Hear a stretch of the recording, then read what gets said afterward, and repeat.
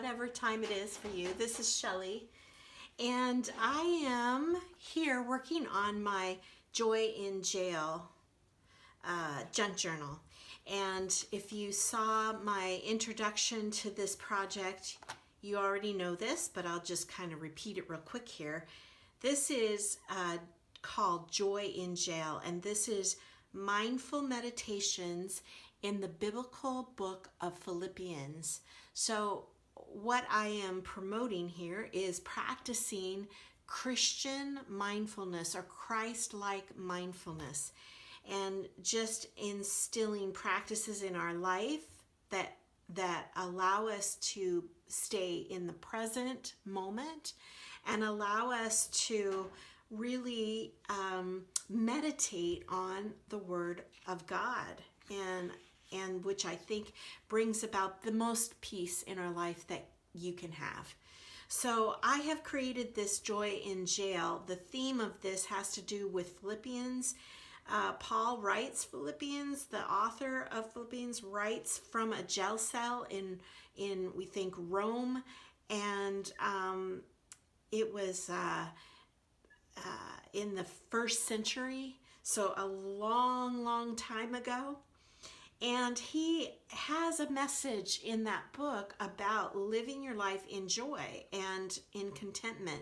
And so that's depicted here with the jail cell, and you see the flowers poking out, which is an expression of joy behind the cell door, and it can't be contained.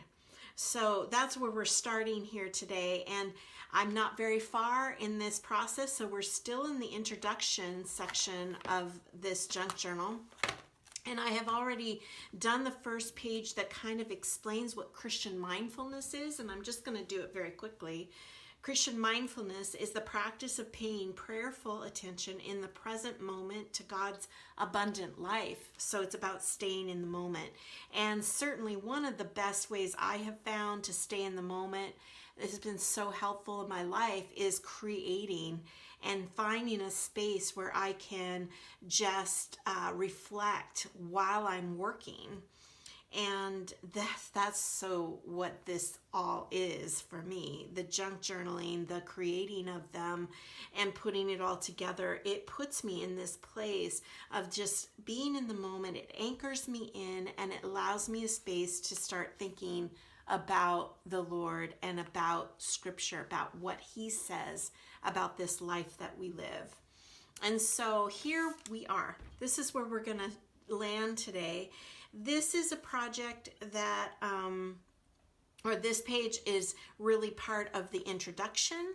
And so I am going to figure out what I'm doing here. Now, I think what I want to do is I want to make this into a pocket that I'll have a journal card that I'll make later. But for right now, this is what I want to do, is I want to create the pocket for this. So I'm going to measure this out. I'm not particular about certain things. I'm not going to, get exact measurements. I applaud people that do that, but I am not one of them. And so I think I just kind of marked it there that I want to just kind of cut my paper right at that point. So here we do this very quickly. I'm going to run it through, and it didn't work, so I'll run it through again.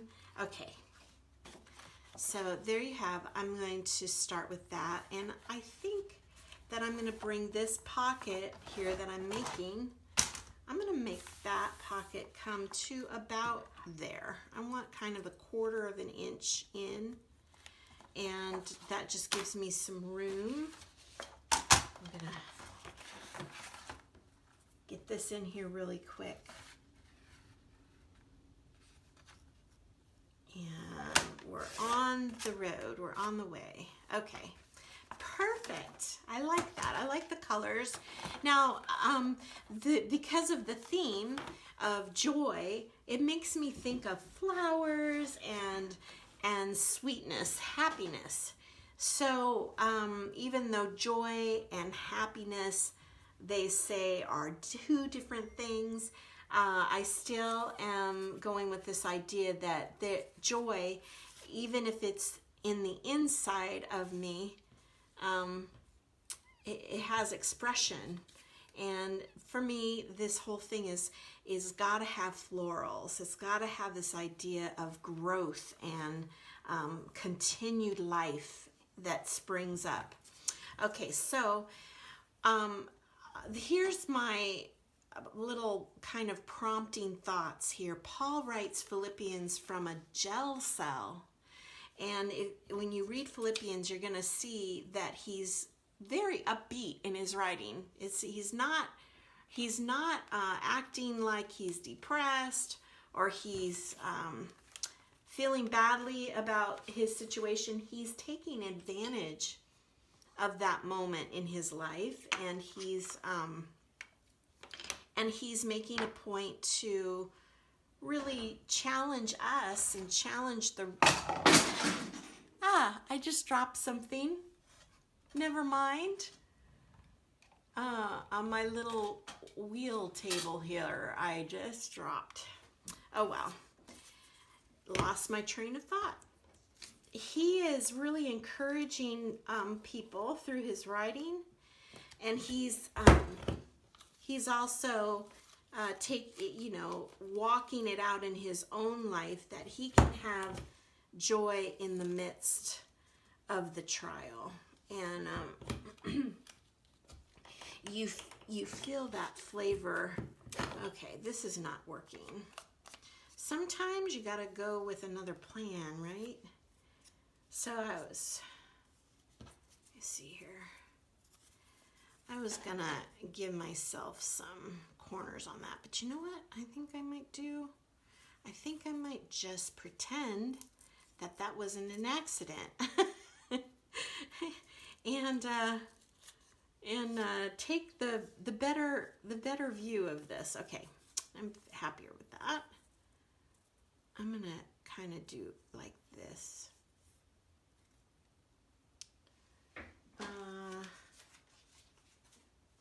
Because I can't find the pages to that. That's okay. We're gonna just compromise here this idea. I'm gonna tear these off so that they become a little smaller. All right, so now what I'm gonna do here is I am going to antique this up and give it an antique-y feel, because we're reading this book of Philippians that was written in the first century.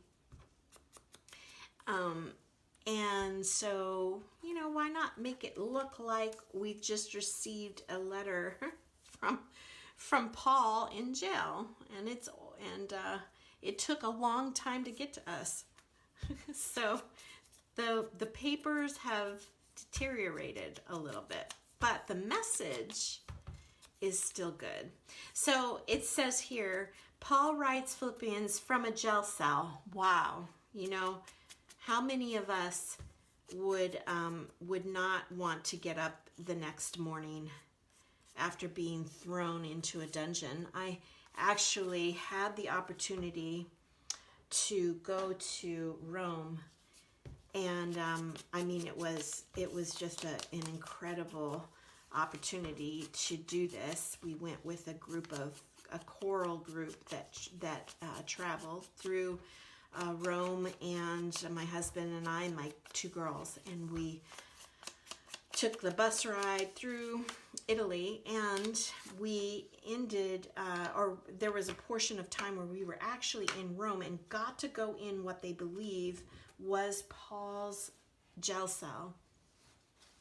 And wow, what an impact that made on me, because, and then when you come home, and you're reading through Philippians, and you see where he was living at the time of writing it or dictating it, you realize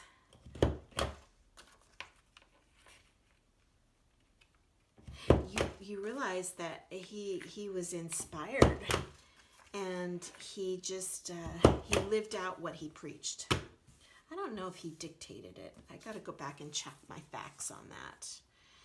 But anyway, it says, not that I've ever been imprisoned like Paul, but how many times have I felt that life had closed in on me? No doors were opening. I don't know if you've had times in your life where it just seemed like all the opportunities had dried up. Nobody was calling. Nobody was asking you to step in and help. You know, those moments where even when the doors did open, they would promptly close. I mean, I've had times where I'm like, oh, this door is opening clearly. This is a good thing, and this is from the Lord. And then the jail cell, bam, clangs closed. And I write here that I've had enough of those experiences that I've learned how to create a sense of joy by just living in the moment and making my moments beautiful.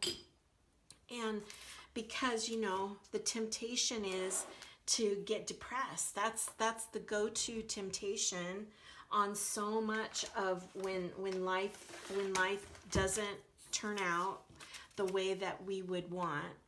The temptation then is for us to feel as though life is just, you know, hard, and to get angry or frustrated and just kind of drop out, say I'm done.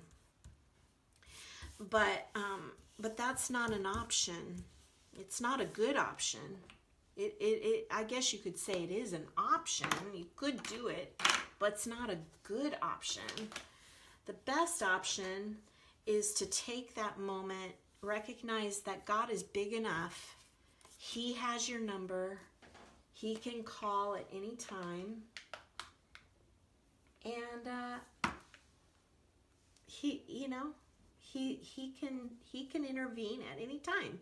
So if that's true, then for me, it's always been about training myself to just stop and enjoy the life that God has given me, right where I am, in the midst of it all, right where I am. What do I have at my disposal?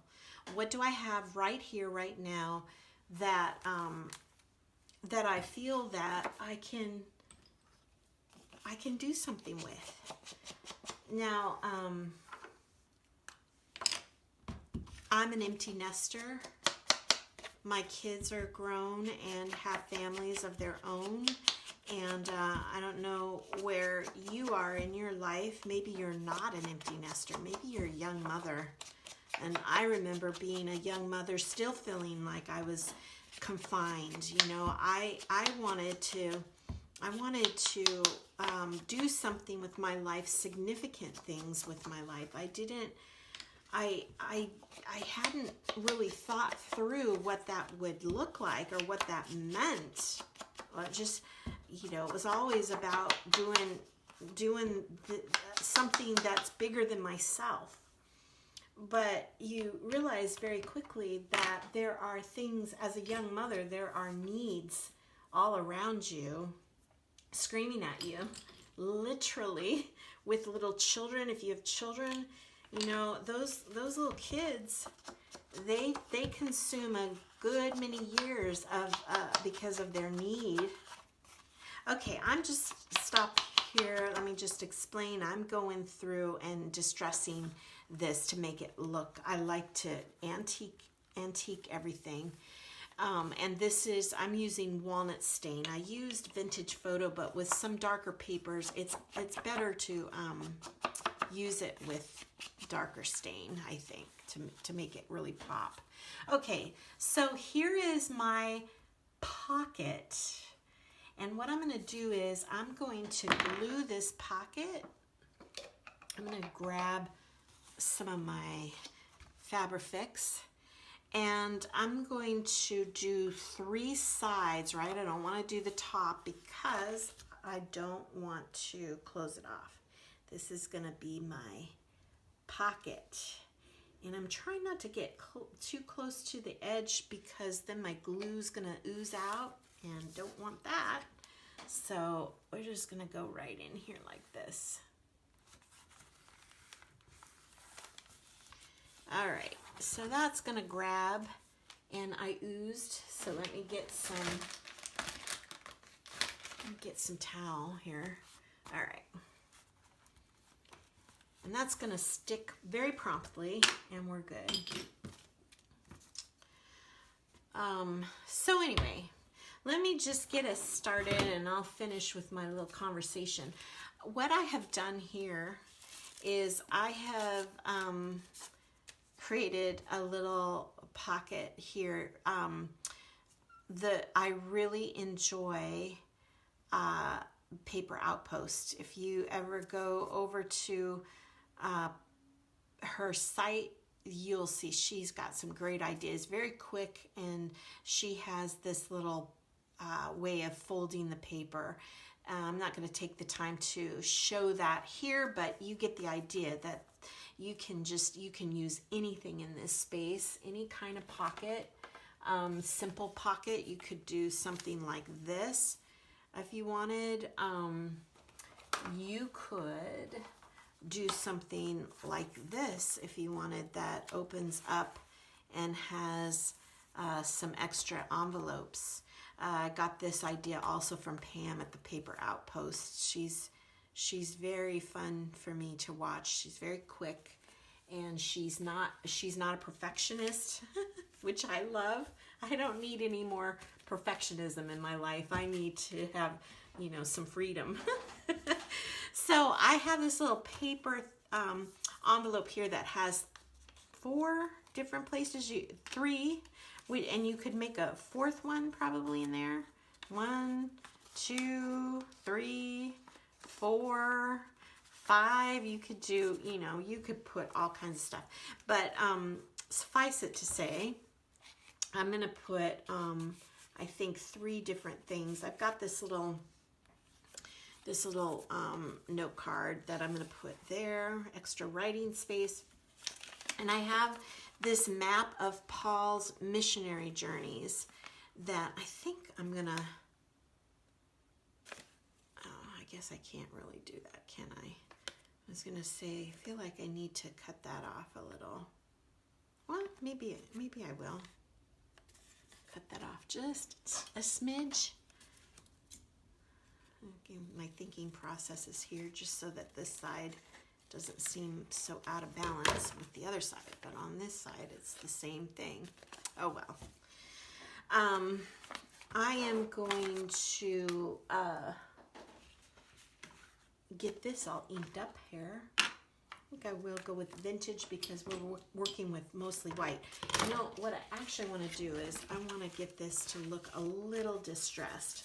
So what I have done is I have folded it up, I've crunched it up, and as I have unfolded it, you see it looks old and worn. And I'm going to go over it a little bit with some vintage. This is that good old vintage photo from Distress Ink. And I'm going to just give it a good go here. And then of course I'm going to do this, which is taking very well, I might say. I don't think I even am going to maybe even need to do a darker color on this, because it really is taking very nice. The papers are taking nice. Now I'm going to do the opposite side, which is the Apostles' Early Travels. So its maps are good, they help you connect up with what's going on. If you're a spatial person and you like to get a good picture in your head of what's really happening, it's, I'm laughing because I'm always getting the picture in my head, and I have to see a map. I have to see where we're talking about. Otherwise, it's just a concept. It's not real. So, okay, I'm pretty happy with that. Probably could go around a little more, but it's good. It's good, it's good. Okay, here's my map. I'm going to fold it up, and I'm going to stick it in here, in that one. And then I have here the introduction to Philippians. Talks about the date and where it was written, the purpose, the recipients, the characteristics, and it also has the outline of the book of Philippians. I'm going to stick that in as well. So this is a great little introductory packet, as we might call it. All right, now my question that I'm going to ask myself here is whether I want to leave this as a pocket as well and stick that in my pocket. And then my other question is, do I want to put a little bit of lace that just kind of lays across there? I think that's kind of pretty. And then that can lay on top, and then that goes like this. And then we have our little introductory thoughts from me. And then inside, I'm going to create a card. I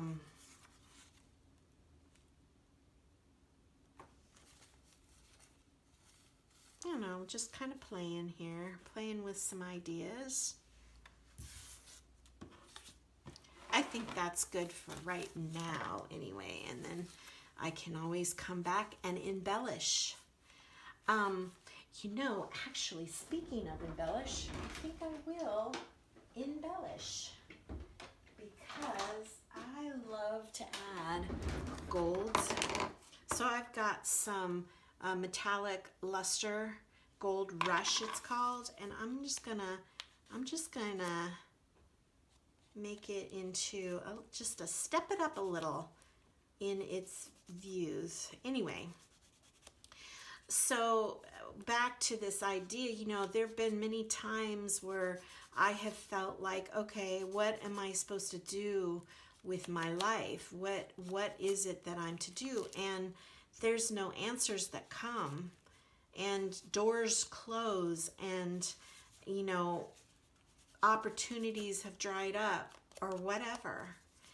And then I just have to, I'm learning. This is something that doesn't come natural for us. And, you know, I grew up having wrong thinking about stuff like this, terribly wrong thinking.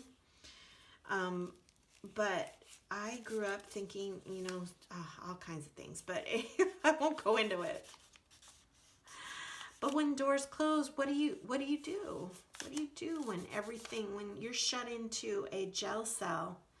Well, we know what Paul did. Paul started to communicate to the people that he knew and loved, passing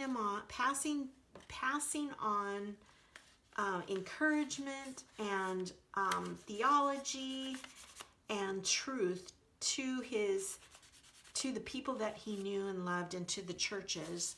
And so he writes to the Philippians, and he makes the best out of his situation by writing to them, by encouraging them, and he has become an encouragement to all of us as a result. So I think I'm going to take these out. I'm going to glue this down. I'm going to use Fabrifix again because that likes fabric. Go figure, huh? A glue that actually likes fabric. Can't always rely on glues. This one grabs quickly. Now I'm gonna leave that for right now. I might change my mind depending on how it lays. I think what I will do is, if I can get this to come out quick enough, I'm gonna use this just to make it grab quickly. And remember, I'm doing just 3 sides to this so that I have that extra pocket on the other side. And I'm going to do right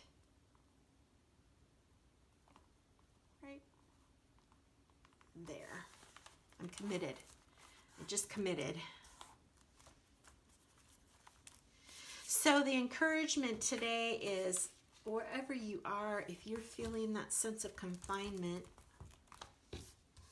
one of the most wonderful things you can do is just take on some mindfulness practices. Make a space for yourself so that you can meditate on the Word of God. Ask for inspiration from God for your life, and ask Him to help you in the creative process, to come up with ways to be creative in your life where you are, and He's faithful to do that. What I have found is I have to have time and space where I can create, and where I can have moments where I contemplate and think, and allow God to speak to me. I have to have that in my life. And if I don't have that, if I don't find that or take the time for that, I find that my life becomes very joyless. Very joyless. And I don't want to live a life like that. I want to live in the moment, experiencing all that God has for me in that moment. So I start looking around to see, what is it that's in my hands? What has God already put in my life at this time? And then I try to start utilizing what I have at my disposal, and the things, the time that I have, or the artistic things that I might have. All right, so the next portion of this is going to be the card. I'm going to make that at another time, but there you have it. Paul writes from his jail cell. And so the prompt on my next video is going to be in relation to this, and gets us thinking about the cell that we might find ourselves in and how we can overcome those moments. All right, well, have a great day, and remember to be mindful of what God is doing all around you right now, right where you are.